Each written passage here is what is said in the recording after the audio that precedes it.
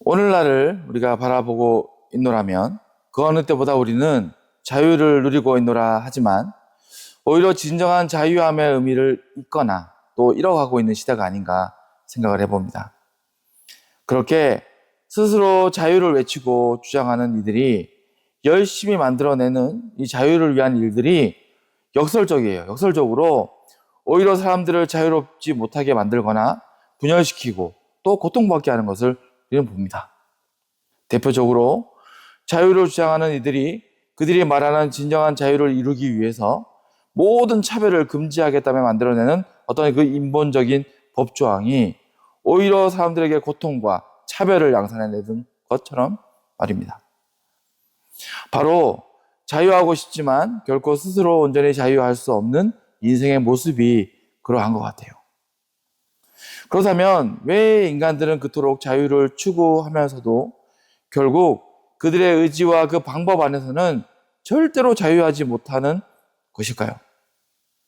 오늘 본문의 말씀은 그 참된 자유의 비밀을 밝히고 참 자유의 길을 가르쳐 주시는 말씀이라고 할 수 있습니다. 본문의 화자인 바울은 우리들 인간이 결국 스스로 자유하지 못하는 이유를 설명하면서 모세의 얼굴에 쓴 수건을 언급하고 있습니다. 모세가 그의 얼굴을 가리기 위해 썼던 수건, 베일이라고 하죠. 얼굴을 가리는 그 베일. 베일을 그 당시 사람들은 다르게 이해하고 그 삶의 그 의미를 적용하고 있음을 바울은 이야기했던 거예요. 이게 무슨 말일까요? 먼저 우리는 모세가 그 얼굴을 가렸던 수건, 이 베일의 의미를, 그 정체를 알아야 될 것입니다. 출애굽기 34장 29절 이후의 말씀을 읽어드리면 모세가 그 증거의 두 판을 모세의 손에 들고 시내산에서 내려오니 그 산에서 내려올 때 모세는 자기가 여호와와 말하였으므로 말미암아 얼굴 피부에 광채가 나나 깨닫지 못하였더라. 아론과 온 이스라엘 자손이 모세를 볼 때에 모세의 얼굴에 피부에 광채가 남을 보고 그에게 가까이 하기를 두려워하더니 모세가 그들을 부르매 아론과 회중의 모든 어른이 모세에게 오고 모세가 그들에게 말하니 그 후에야 온 이스라엘 자손이 가까이 오는지라. 모세가 여호와께서 시내산에서 자기에게 이르신 말씀을 그들에게 명령하였고 하고 모세가 그들에게 말하기를 마치고 수건으로 자기 얼굴을 가렸더라 라고 나와요. 시내산에서 하나님을 마주하여 직접 계명을 받아 내려온 모세는 보통 인간으로 볼 수 없을 그런 광채가 얼굴과 온몸에서 바라고 있었다고 합니다. 그래서 그 광채를 가리는 용도로서 베일을 쓰게 되었는데 그 이유는 크게 두 가지로 말할 수 있을 거예요. 첫째, 자신을 하나님처럼 여기며 두려워하는 이들이 있을 것을 염려함이었고, 둘째는 이런 빛을 바라는 자신도 결국 인간이기에 언젠간 그 빛을 잃거나 죽을 것이고 바로 그런 때에 자신이 하나님의 영광을 가리게 될 것을 두려워함이었어요. 그렇게 모세가 그 얼굴에 베일을 들이운 이유는 결국 한마디로 말한다면 하나님 앞에서 겸손히 그분을 경외함이 취한 행동이었던 것입니다. 하나님을 두려워하고 그분을 경외함으로 그는 그 일을 한 거예요. 저는 우리 인생이 누릴 수 있는 진정한 자유란 결국 이 근본된 심령으로서 시작된다고 믿습니다. 하나님을 경외함이 그 모든 자유의 근간이 되는 정신이 되어야 돼요. 바로 모세가 누린 그 심령의 자유함, 그 참된 자유의 원천이자 능력은 바로 하나님 안에서 그분을 경외함으로써만 충만히 누리는 인생의 자유인 것입니다. 그리고 반대로 바울이 우리에게 경계한 그 수건에 오용되어지는 방법, 그것은 결국 인생이 주장하는 거짓 자유의 의미를 말하기도 해요. 그 베일을 잘못 이용하는 것이 인간의 거짓 자유를 상징합니다. 그렇다면 바울이 언급한 완고한 인생이 거짓 자유의 도구로 오용한 모세의 수건은 무엇일까요? 14절 말씀에 그러나 그들의 마음이 완고하여 오늘까지도 구약을 읽을 때에 그 수건이 벗겨지지 아니하고 있으니 그 수건은 그리스도 안에서 없어질 것이라. 오늘까지 모세의 글을 읽을 때에 수건이 그 마음을 덮었도다. 자, 이거예요. 그들은 모세가 그의 얼굴에 베일을 두르는 것과 완전히 반대의 용도, 의미로서 그 수건을 뒤집어 쓰고 있다는 거예요. 그 잘못된 용도는 무엇입니까? 첫째는 우리 마음의 눈을 가려서 완고하게 하는 것이고, 둘째는 모세의 뜻한 바대로 자신의 영광을 가리고 하나님을 보이게 함이 아니라 반대로 하나님을 가리고 보지 않으려고 한다는 거예요. 그게 딱 맞는 속담이 있죠. 뭡니까? 손바닥으로 하늘을 가려라. 딱 그 얘기예요. 하나님을 안 보려고 하나님께 베일을 덮었는데 자기 얼굴에, 자기 눈에 그 수건을 뒤집어 쓰고 있는 형상이라는 거예요. 바울이 그처럼 정확히 눈먼 이스라엘 사람들을 지칭할 수 있었던 이유는 무엇입니까? 바울은 어떻게 당당히 이렇게 말할 수 있었을까요? 사실 모세의 말씀을 그렇게 오해하고 오용하던 것이 바로 과거의 자신이었기 때문에 그래요. 자기가 그래 왔으니까, 자기가 그 자리에 있었으니까. 그래서 그는 안타까움과 간절함으로 당당하게 모든 유대인들에게 말하고 있는 것입니다. 자, 그렇다면 오늘날 우리는 어떻습니까? 바울의 이 말씀을 통해 세상을 다시 보면 우리도 이제 이해할 수 있는 거예요. 왜 세상과 모든 인생은 그렇게 처절하게 자유를 외치지만 정작 자유하지 못하고 오히려 점점 스스로를 또 서로를 착고에 매이게 하고 죽어가게 하고 있는지를 우리는 알게 되는 거예요. 그리고 바울은 이 말씀을 그 누구보다 간절히 성도들에게 전하고 있기에 우리는 깨어 근신해야 할 것입니다. 자, 믿지 않는 자들이 아니라 믿는 자들에게 이 말씀을 전하고 있어요. 서신서를 통해서. 많은 성도들이 당연히 자신은 구원의 은혜를 입었고 또 자유하다 말하고 있겠지만 실상은 그러지 못함을 바울은 보았고 깨달은 거예요. 그리고 견기한 말씀이 바로 오늘의 말씀이기 때문입니다. 보았고 깨달았으며 경계하는 거예요. 그렇게 주 안에서 그 영으로 자유하지 못하는 성도의 실상은 어떤 모습을 말합니까?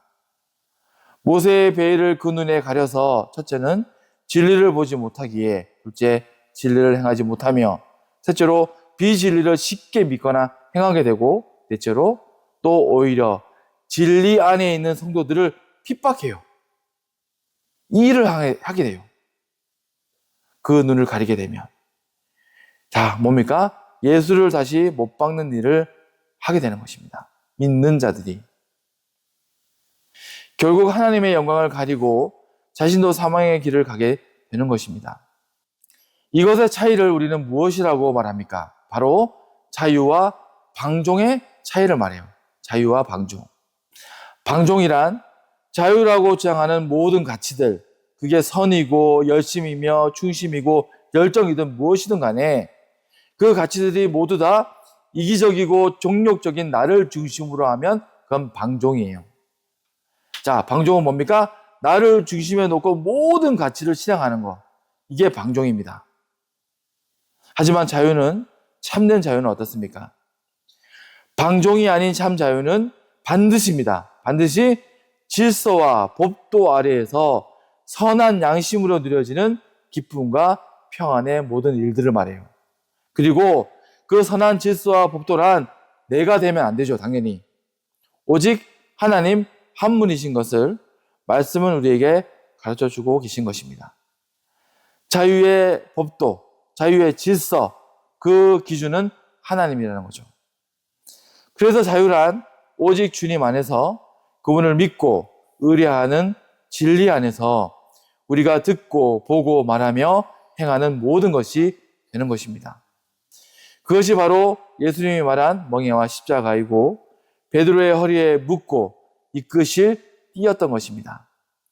그런데 하나님을 알지 못하는 사람들은 착각하고 오해하며 말합니다. 기꺼이 멍에를 맨 성도와 그 십자가를 지고 험한 길을 가는 성도들에게 넌 왜 자유하지 못하냐고 말해요. 넌 왜 그렇게 자유하지 못하냐고. 멍에를 맨 성도에게, 십자가를 기꺼이 지고 있는 그들에게 그 말을 합니다. 참 자유를 모르는 이들은. 그 이유는 무엇입니까? 그들은 우리의 멍에를 함께 지고 계신 주님을 보지 못하고 또 우리가 십자가를 지는 그 걸음을 바라볼지 모르겠지만 먼저 앞서서 그 십자가를 지고 가신 그 예수님의 은혜, 그분의 걸음을 그들은 보지 못함인 거예요. 함께 멍에를 메고 계신 주님을 보지 못함이고 먼저 십자가를 지고 걸어가신 예수를 보지 못함이 이유인 것입니다. 그리고 그들은 자기 눈에 들보를 보지 못하는 것처럼 정작 자기의 손과 발에 매인 척고는 보지 못하고 난 자유롭다는 착각을 하는 것입니다. 바로 오늘 말씀에 등장한 그 베일을 덮어쓴 인생들처럼 말입니다. 하지만 바울의 오늘 이 말씀은 결코 정죄와 심판의 말씀이 아니에요. 너희들에게 잘못했다고 그들을 욕하고 저주하는 말이 아닙니다. 마지막 말씀의 구절들을 읽습니다. 16절 이후의 말씀인데, 그러나 언제든지 주께로 돌아가면 그 수건이 벗겨지리라. 주는 영이시니 주의 영이 계신 곳에는 자유가 있느니라. 우리가 다 수건을 벗은 얼굴로 거울을 보는 것 같이 주의 영광을 보매 그와 같은 형상으로 변화하여 영광에서 영광에 이르니 곧 주의 영으로 말미암느니라. 바울 자신도 그런 은혜를 입었지만 누구라도 언제든 그 수건을 벗고 돌아오기만 하면 된다는 거예요. 나도 그랬으니까. 그 말은 무슨 말입니까? 바로 용서와 화해, 그리고 진정한 사랑의 중심으로 말하고 있는 거예요. 그리고 이것이야말로 진정한 자유를 누린 자들의 참 증거이자 능력이 되어야 합니다. 진짜 자유를 깨닫고 누린 자들은요, 용서하고 긍휼하며 사랑합니다. 이게 중요해요. 긍휼과 포용의 사랑이야말로 주님 안에서 자유를 누린 자들의 모습이 되어야 하는 것을 말하고 있는 것입니다. 우리의 대한민국은 이런 자유와 사랑의 정신으로 저는 오직 주 안에서 세워진 나라라고 믿습니다. 우리가 알고 있듯이 과거 조선이라는 나라의 토대에선 절대 세워질 수 없던 지금의 대한민국을 건국하고자 앞장섰던 건국 대통령이 바로 이승만 대통령이었죠. 그리고 그는 20대의 젊은 나이에 감옥에서 복음을 받아들이고서는 진정한 자유를 깨달아 누렸고 또 그 자유의 정신으로 이 땅 가운데 이전에 없던 새 나라를 주님 안에서 세우고자 그는 했던 것입니다. 꿈꿔왔던 거예요. 그리고 그것이 자유 대한민국의 건국 기념이 된 것을 우리는 알아야 됩니다. 그런데 또 지금의 대한민국은 위기이자 기회를 맞이하고 있음을 보게 됩니다. 근데 정말 놀라운 것은 지금의 대통령이죠. 우리 윤석열 대통령이 자유 대한민국의 가치를 지키고자 분투하는 그 모습이 딱 닮아 있어요.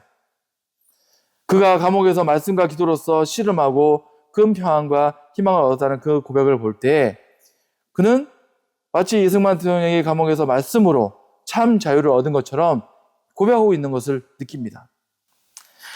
사람이 한 일이 아니죠. 사람이 이룬 일이 아닙니다.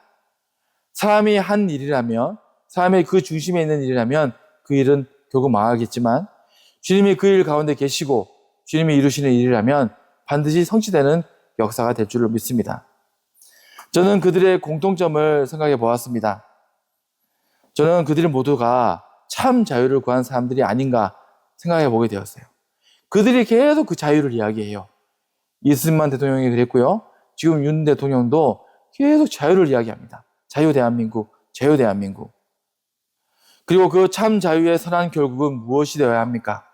바로 다른 많은 이들을 자유케 함이 되어야 할 것이고 그 자유에는 이기심과 정욕과 분열과 다툼이 아니라 긍휼과 포용 그리고 자애의 정신을 가지고 이 대한민국을 다시 품는 거예요. 나누고 분열하며 서로 죽이는 것이 아니라 다시 용서하고 안으며 회복하는 길을 걸어가는 거예요.